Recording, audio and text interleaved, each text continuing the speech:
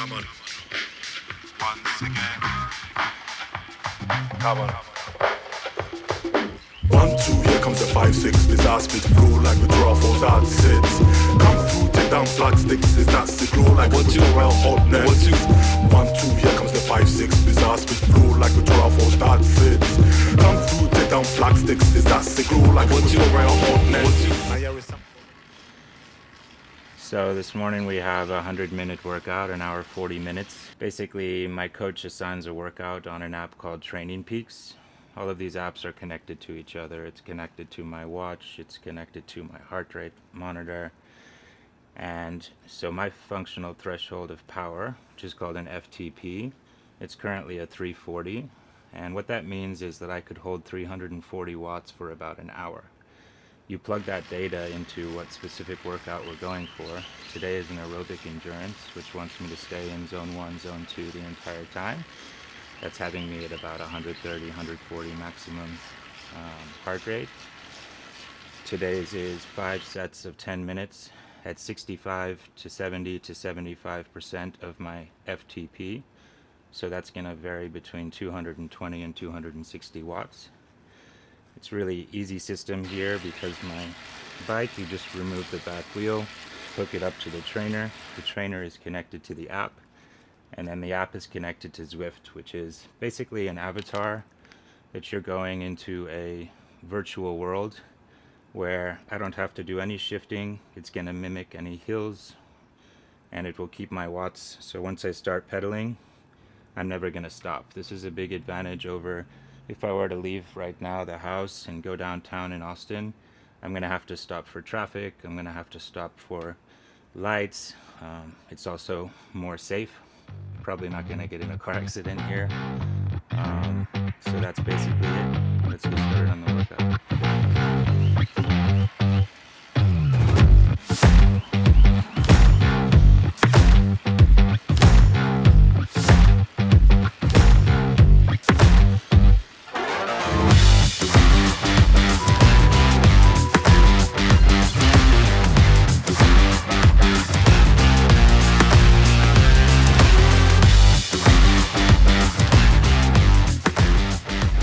I love starting my day around this time. Right now I've mostly got cycling and lifting because of my neck, but you'll see in a few weeks we're going to add in not just lifting and cycling, but I might run and swim in the same day and have a full day of work. This really allows me to spread everything out over the course of the day. There's also something special about, I feel like I'm winning the day if I'm up before most people start their day, get the work in. Everyone's different. I prefer having as many things done as possible before it gets later in the day. My energy is high. My morale is high.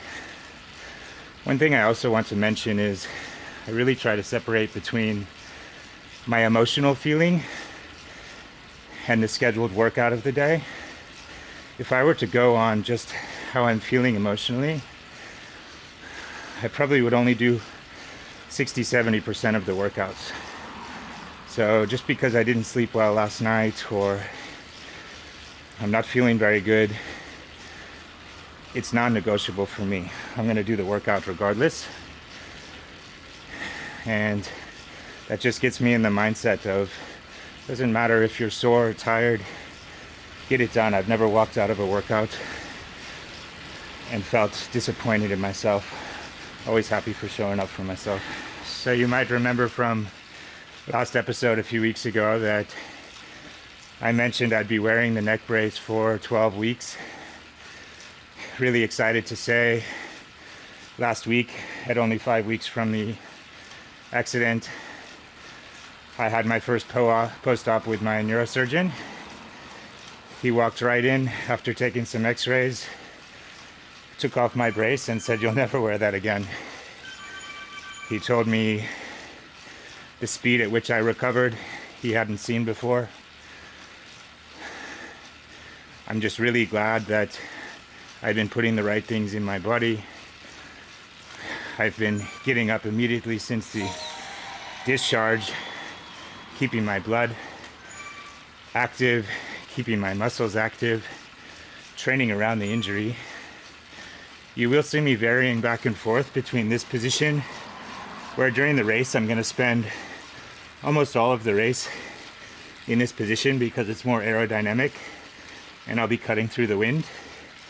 But right now that puts a little bit of strain on my neck, so it's no problem for me to be riding like this. Another thing, you'll see that I'm outside this morning. Of course, upstairs in my room, in the air conditioning with the fan going, it's gonna feel better. It's gonna keep my heart rate down. But my race in April, which is traditionally a hot month in Texas, just 2 hours from here in a place called the Woodlands, it's gonna be hot.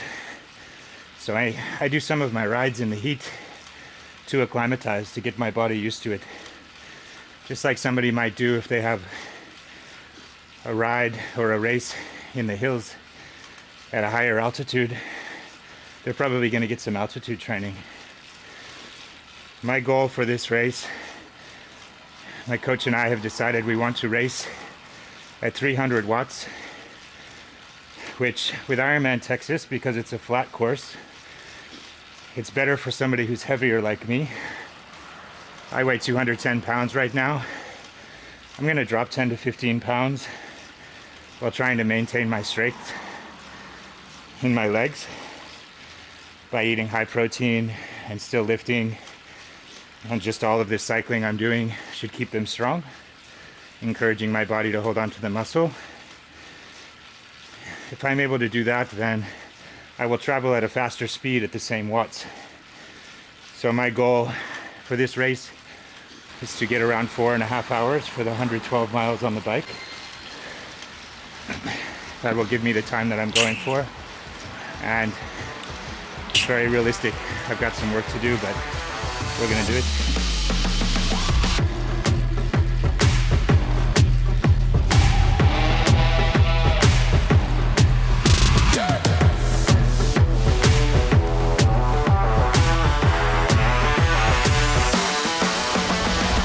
So that's the first workout of the day, guys. Now I'm gonna go to the gym and get a lift in. Today we've got legs. So it's really nice sometimes to combine both the bike where I hit the legs and then I go and do a strength day. After that at 12 o'clock I have my first PT session, physical therapy for my neck. It's still feeling pretty stiff. Since I got the brace off a few days ago, my neck muscles that haven't had to work to keep my head up. You know, our heads are 11 pounds on average. So definitely still feel some pain and some stiffness. I'm excited to see. I'm gonna bring you guys along for that. So it'll be cool to see Lindsay, my PT, is gonna go over some exercise. After that, later in the day, we're gonna come back here with one of my friends, Zack. I'll show you a little bit more about the wellness sanctuary I've created. 4 days ago, none of these plants were here. The sauna was just being built. So I'm really happy to have this in my house.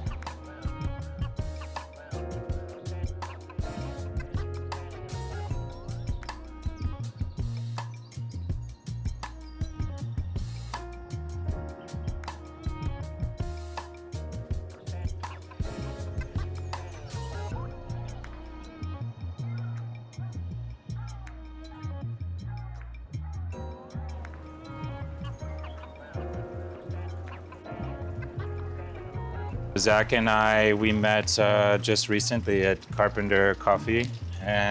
Super we have organically. a mutual friend. Yeah, super organically. We both knew Daniel Schuler. How do you know Daniel? I guess he saw one of my videos on Instagram. He reached out to me, or he saw the Pray and Play, the soccer event, and he reached out to me, just DM'd me, and then, he followed me, and then I DM'd him. I saw he was an identity coach, so I knew that I just wanted to have a conversation with him. I knew that we could align in some sort of way because I've been going through a lot of anxieties and stuff like that. So I wanted to just get a hold of him and have a conversation with him. Cool. Yeah, I've been the same way since I moved to Austin. I used to be a bit more sticking to myself. When I joined Collective, my gym, it's this environment of it's more of a social performance club than just a gym. So you walk in and you take that extra time to have conversations with people that you don't know. And everyone is really selfless there. You're just sort of do things like this. As soon as you find a connection, you say, let's go have a coffee and talk about how we're similar, or how we could help each other, how we could use our network to help each other. Really? So it completely switched me from being a guy who just wanted to not be bothered in the gym and put headphones in, to saying, like, you know what, there's a lot of, maybe I can help people, maybe they can help me. It got me my job at Google. So a lot of things like that. So I'm just trying to lean into it. I think the similarities for us that I've seen from some of what you're doing on social and what you talk to me about is, and I'd love to talk about this, we both have quit our jobs recently, and not sure about what the future is going to be, but we're leaning into our faith, right? Of course, it's going to come with anxiety and these feelings, but we understand we have other things to lean on. I'd love for you to share a little bit about, your relationship with God and where you are in life right now. Yeah, so I'm 26. I'm not super old. I think I've graduated college probably about 3 or 4 years ago. So I've worked in my full-time job. I worked a job. I've always had like health-related anxiety since college. So I always thought like something was gonna kill me. Like if I drank too much of this, it's gonna kill me. If I ran too much and my heart rate was spiked and I saw it on my watch, I'm gonna have a heart attack. Like I always just had health-related stuff. And I never felt truly safe. Never felt like the things I was doing were actually helping me. I think after college, I worked a job that I hated, and I was living in San Antonio. And over there, it's literally just going out and you're just drinking all the time, meeting people. It's not like Austin. Like you don't just have run clubs. You don't have gyms like the one you're talking about. You don't just network with people like that. I wasn't really into my faith, and so it led me down a bad path, and I just was going out all the time. Anxiety was through the roof, didn't have a relationship with God. Moved to Austin. I thought things were gonna change. I thought new city, I was gonna have better relationships, things were gonna get better, but I still had anxieties. Probably in December actually, I had insomnia for 3 or 4 days. I went completely sober. I knew that I needed to change something because I saw like the quotes, like, nothing's gonna change if nothing changes. And so you needed to be someone that you were never, if you want to be someone that you've never became, then you need to do something that you've never done. So obviously I wanted to go sober, and I went sober and I thought this was gonna change things, and it didn't. And I started to get insomnia, and I was going through a really rough patch, and I wasn't able to sleep for 3 or 4 days. And I bought all this stuff off of Amazon, stuff to help me sleep, nothing worked. And I always prayed, but only when I needed something.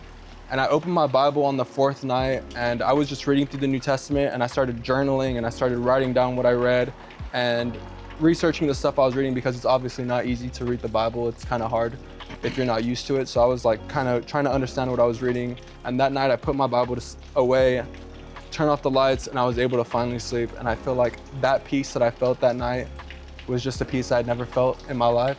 And I never really wanted to leave that.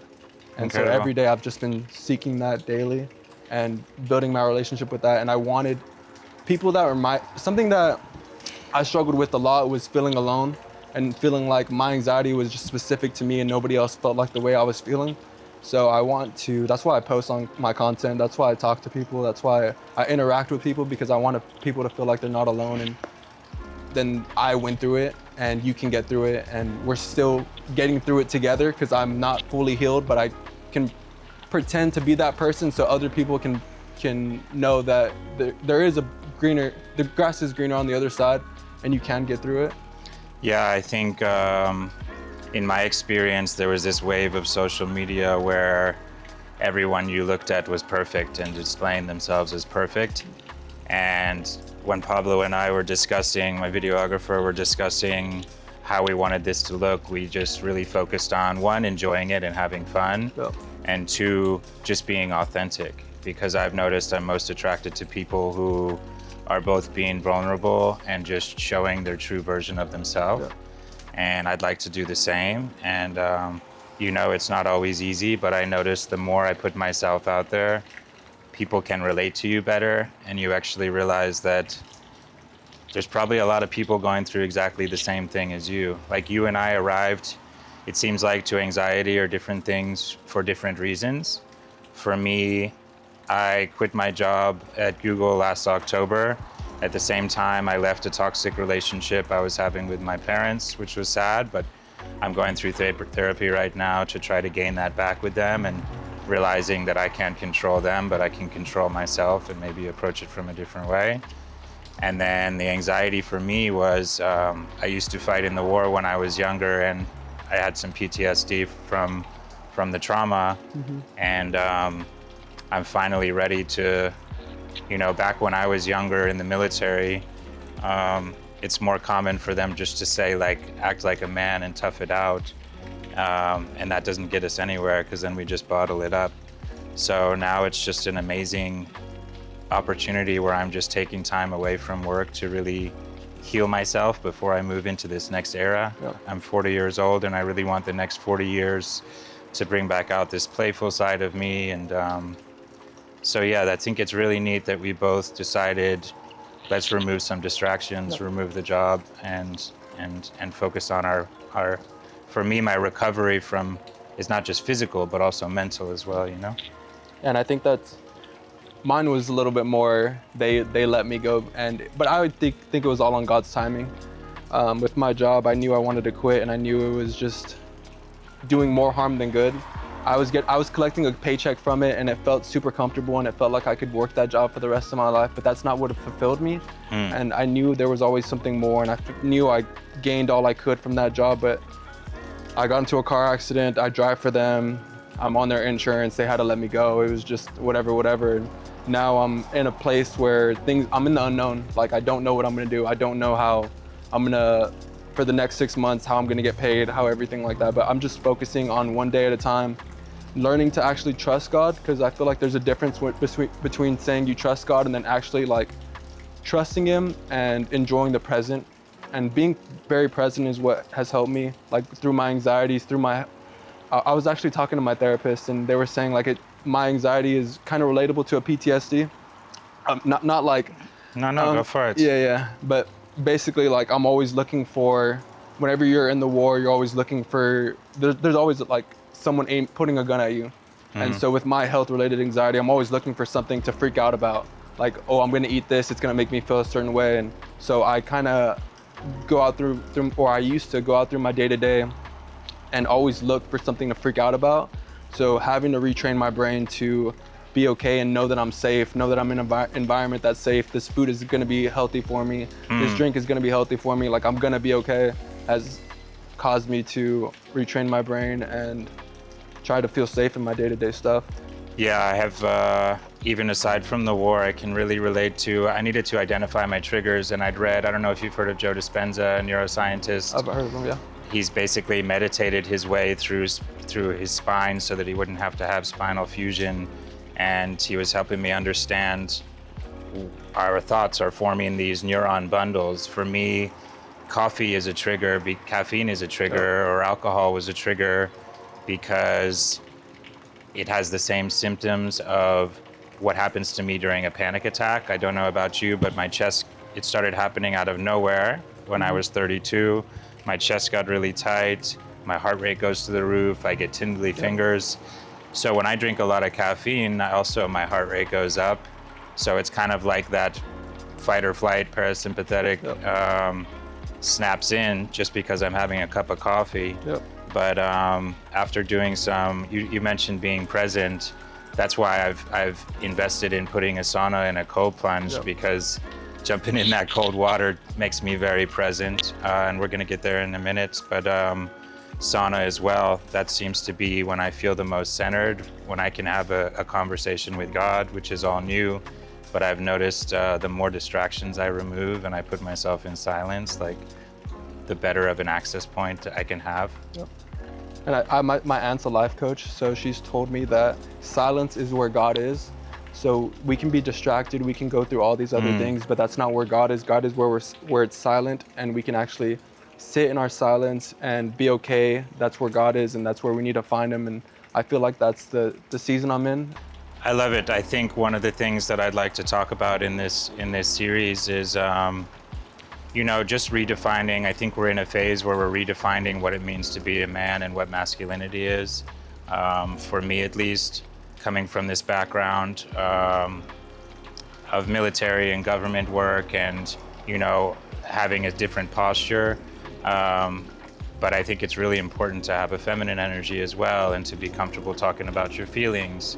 And I just want to be really transparent with that about people who might look at me as an Ironman athlete and think like, oh man, you're just always tough or something, because it takes a lot of discipline, a lot of commitment. But I think it's important to understand the way you get through that is maybe not the way that people would think. Yeah. And you seem to be pretty athletic yourself as well. You're training for your first half Ironman, right? Yep. Amazing. Training, trying to get there. Cool. But no, I really appreciate what you're saying, because I feel like growing up, we didn't have that. Like my stepdad, my dad, they never thought like that, like having that feminine energy. So I think the new generation being able to like for the future I plan to have, I want my kids to feel like dad's been through this, he's gonna be there for me through anything.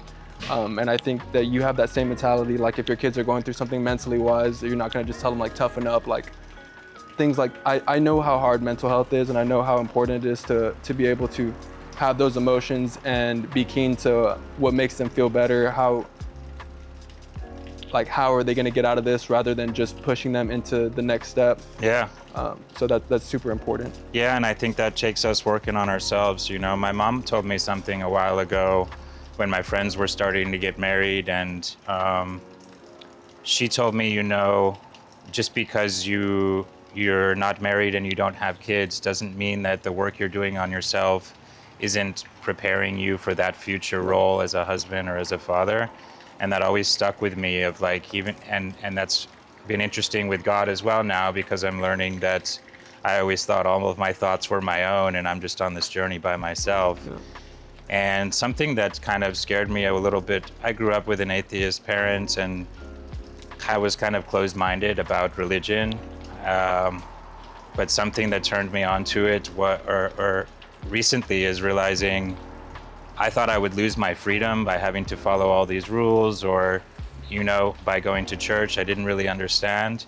And I've noticed since I've gotten in touch with my faith, it's more freeing than anything. Yeah. I'm realizing I can do anything I want, and I'm never gonna feel alone again. And that's a beautiful feeling. I think that's the same thing as feeling like being authentic. Like once you are able to be authentic to yourself, go to church, do all the things that be the person that you want to be outside, like share your feelings, share your journeys, share all this other stuff, that you begin to feel free, and you don't have to pretend like you're someone that you're not, just to prove something to other people that don't even, their opinions don't even matter. And I think that's a big thing that I've been in this journey as well. I think one of my favorite parts about Austin is there seems to be this energy of just guys being more approachable with guys, and guys with girls, and girls with girls. I can speak from how I noticed with us. Like I saw you at a coffee shop. I was like, hey man, let's get together. And now we're here, and that seems to be, I don't know about other cities, or maybe I've just arrived in a new place. But I do love it here in Austin, and I love that we can just get together and we can brainstorm about how to be better humans, Exactly. I feel like I'm still obviously haven't seen the world, but this has been a great starter for me, especially being in my young 20s, to kick off the rest of my life. And hopefully I'm surrounded by great people like you for the rest of my life, and just able to build on this. Cool. Last thing, can you just tell me a little bit about this, what's it called on Saturday with the soccer pray and the play. faith? Yeah, pray and play. So I felt like I said before, going throughout my whole, throughout this past 2 or 3 years, I really felt like I was alone in everything, like alone in my anxieties, alone in everything. So I just I felt like there was an emphasis in my heart on community and building something. And God put it on my heart, and I've been wanting to do this for the past 6 months. But I think whenever you start something, you're scared of like, I want to have it perfect. I want a lot of people to be there. I want it to look this way. I want it to look good on Instagram. I want the videos to be great. But I was just like, let's just start. Like, I'm gonna keep saying this for like the next 6 months. Let's just start. So I started it probably 3 weeks ago. I had 12 people come to the first one, 15 people come to the last one, and then we'll see how it goes this Saturday. But let's go. I really just wanted to build community, have people that have never played soccer, people that have played soccer just want to come meet other Christians, and hopefully people can meet their best friends, people can meet their future wives, people can like just feel like they're not alone in the stuff that they're going through and feel like they're heard and feel like they're seen. I love it, man. I love that you're doing that, and it's something similar that I'm going to be doing. I created this wellness sanctuary in my backyard because what I'd like to do eventually is to commercially have one open in Austin. I think there's a lot of great options for sauna and cold plunge in Austin, but I don't think it's done aesthetically, at least, in the way that I want. I think if it's done with, you know, I love putting some vegetation around and having these large cedar barrels. Yeah, and, you got a good eye, yeah. So this is sort of the test baby for me. I think what I'd love to do is start having some monthly wellness events where we're gonna have a DJ out here. We can put some yoga on the turf. We're gonna get a cowboy pool next week, if you know what those are. No, I've never. It's just an above ground pool, a circle one, just to give people different options of things to do, educate people who don't know about all the benefits of sauna and cold plunge. And it's just a growing wave in Austin again, and I think around the country and world of people, you know, the drinking rate is going down so much, and people are more interested in things like morning spin, where you wake up at 10 in the morning and come do something healthy. Yep. So I really want to build a community of people who are looking to do different things than go to a bar and get drunk every night. You know what I mean? No, that's amazing. And this is going to be great. I can already see the vision. I can see people being here. And I think it's going to be a great. Cool. And maybe even attach Ironman to it where, hey, start a run club from here. We're going to go out for a run, or we're going to go out for a bike ride, or we're going to go run and then hop in the springs, go for a swim, and then come back here and sit together. So do that, and then maybe like a Bible study out here. Yeah, absolutely. Like that. Yeah. Definitely start incorporating that as well. Thank you for bringing that up. Yeah, that would be amazing, bro. Well, cool. Thank you for getting to know me and vice versa. And I'd like to get in here and show you what I've got let's do it. I'm here. kind of scared, but let's do it.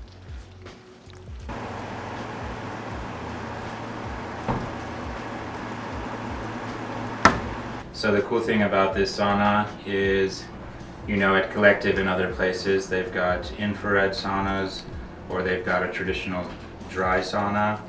The dry saunas get hotter. The infrared saunas are usually a lower temperature, but the benefit is that you're getting the infrared rays. Those ones go, you know, deeper into past your skin, and they heal your organs and a bunch of different benefits to having infrared. So what I did here is we've got the traditional dry sauna where it can still get all the way up to 230 degrees if we want. But if you just press the power button here and then OK. You press OK? Yep. So this right now has the option of, it's got both red light therapy, which is really good for your skin. It's really good for wound healing. If you see, a lot of women like to put a mask on, or you can get into a bed.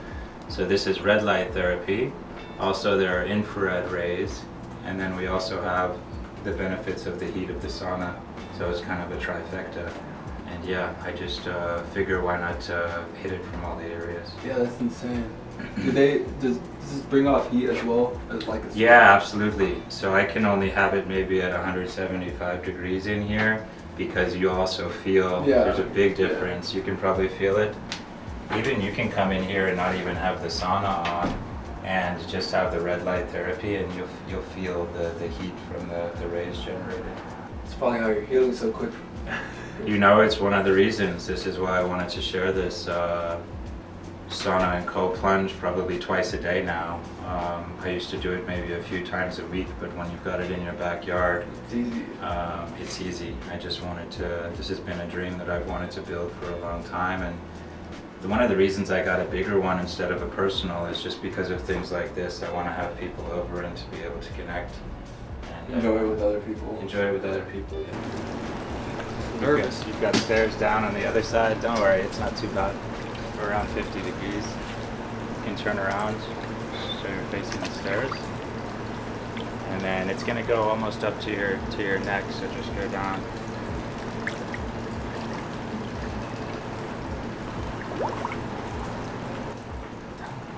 Going lower and lower. Breathe through it.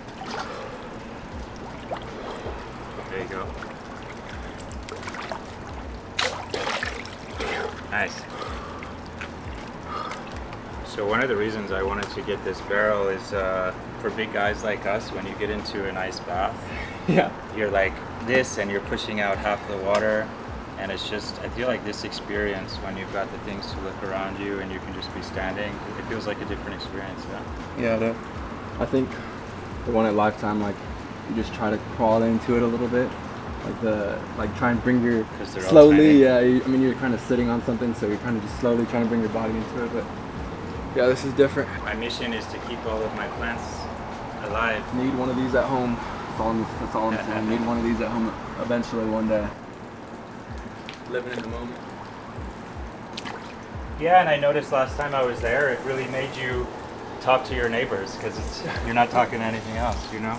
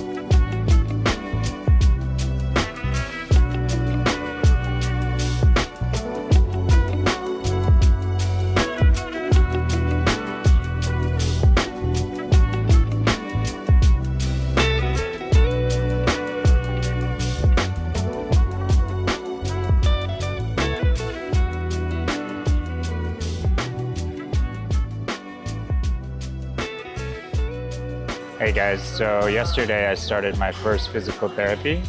We're going to be going to physical therapy for an hour every Tuesday, Thursday for the next 6 weeks. She gave me some exercises here and just helped me understand everything going on with my neck. And also what we've learned is I've had my right pec atrophied almost completely. I was concerned about whether that was from the trauma from the accident or if it was from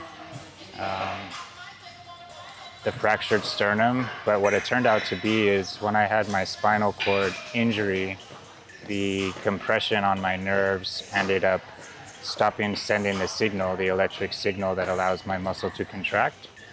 I was concerned that this was going to be something maybe permanent, but she said this is something that happens. The nerves are some of the slowest parts of your body, and it can take up to a year to get fully back the contraction. But we're going to do a lot of things to try to reactivate it, and you'll see some of these exercises today.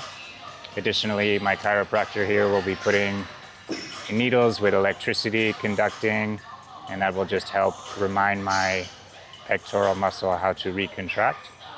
Also, chest isn't really that important of a muscle to use in triathlon, so as a triathlete, it shouldn't affect me too much, maybe a bit in the swim, but we're going to find out. One thing I thought was interesting hearing from the PT yesterday was that 80% of people who show up initially for physical therapy either don't end up doing the exercises or they don't even return back to the office. That's alarming to me because, you know, we have this one use of this body. Right now, my neck is very immobile because 5 weeks the brace was holding up my 11-pound head. Now my neck muscles, which have weakened and stiffened, have to learn how to operate again. You know, it's Friday afternoon right now. This probably isn't the number one thing I want to do, but I can't swim because I can't rotate my neck to breathe. I can't stay in the arrow position in the bicycle because it hurts my neck because it's not mobile enough to move up and down, as well as my supporting muscles in my shoulders and my back. So that's why I have this paper. I'm not an expert in this. I'm going to keep showing up. Come with me, do some exercises, and we're going to figure out how to get more mobile. So the first thing we have is a chin tuck. I'm going to hold it with my finger to keep my head in position. This is stretching the back of my neck. I hold it for 10 seconds.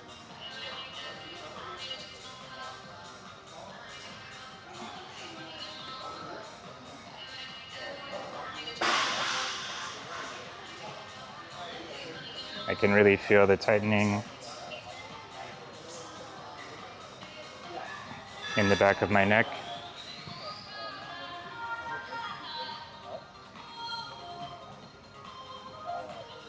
Next, we have a chin tuck. Hold it for 5 seconds and then tilt to either side.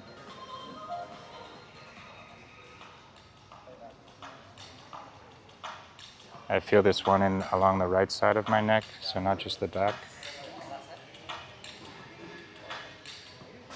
Same on the left side.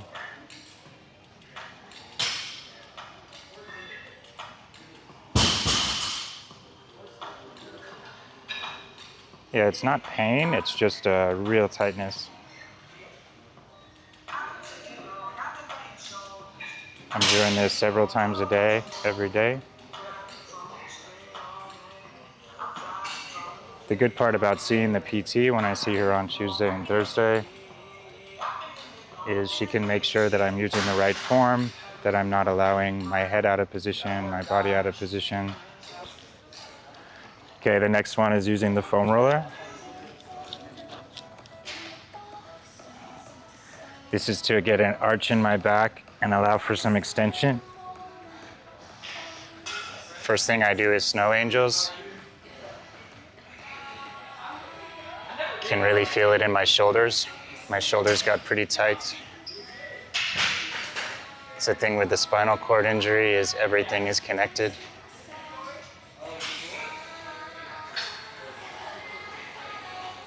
This is gonna help me when I'm swimming again to really get the rotation.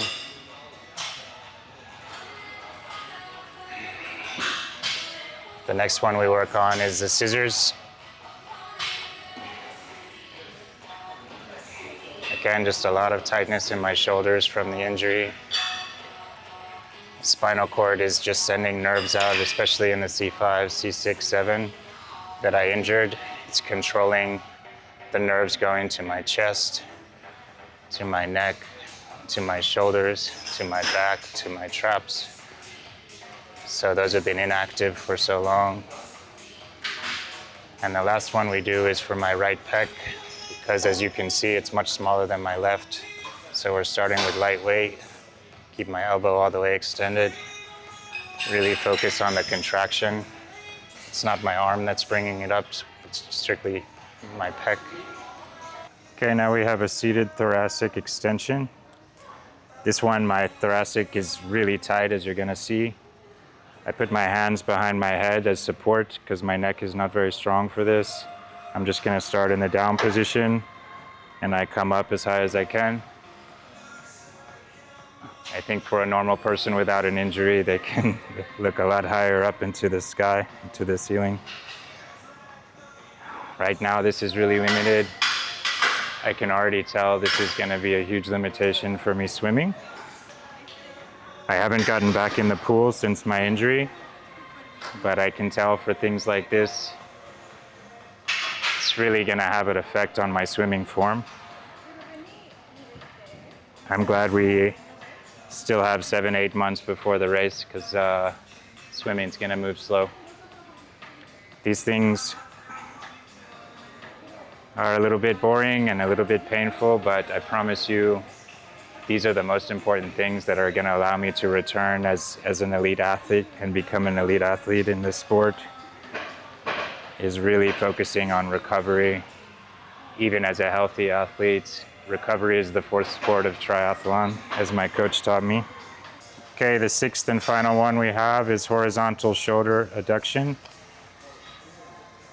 This one again is for my right pec because it's been completely atrophied.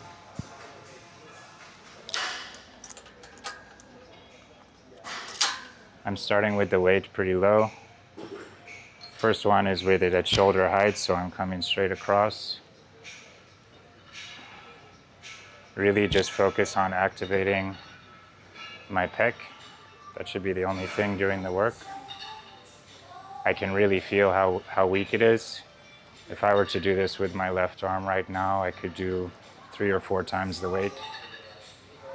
When I was doing incline chest flies and press earlier today, I noticed I can do 90 or 100 pounds with a dumbbell in my left, maybe 20, 25 pounds in my right. So it's about a quarter as strong right now, but that's okay.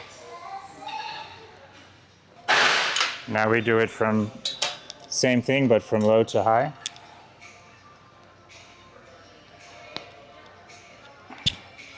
This is activating the upper part of my chest. One of the nice things about me having been doing strength training since I was 2 weeks out of the hospital is I've caught up on my leg strength, I've caught up on my middle and lower back strength, and I've caught up on my arm strength. So we can really focus on the points of weakness from the injury, which, as we can see, is my pec, my upper shoulders, my spine, of course, my neck, and my upper back. Okay, and the last one is high to low. This is the type of thing when I was younger, when maybe I didn't pay as much attention to, but now that I'm 40 years old and I really understand how important doing these little exercises and strengthening is, I really pay attention to them.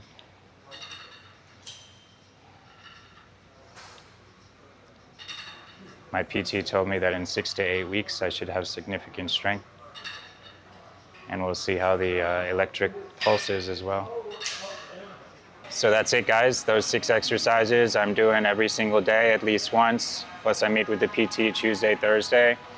I know it's not the most exciting thing, but I think it adds value. You know, when I initially thought about us documenting this journey before my injury, it was gonna be, you know, drones over me swimming. It was gonna be cars driving next to me while I'm biking, and you're gonna see all of those in the weeks to come. But I felt like it's important to show you when I have a serious injury, how I get back to where I can do those things as well. And just wanted to thank you so much for following along. The reception from last week in the first video, I really appreciate all your comments, all the direct messages.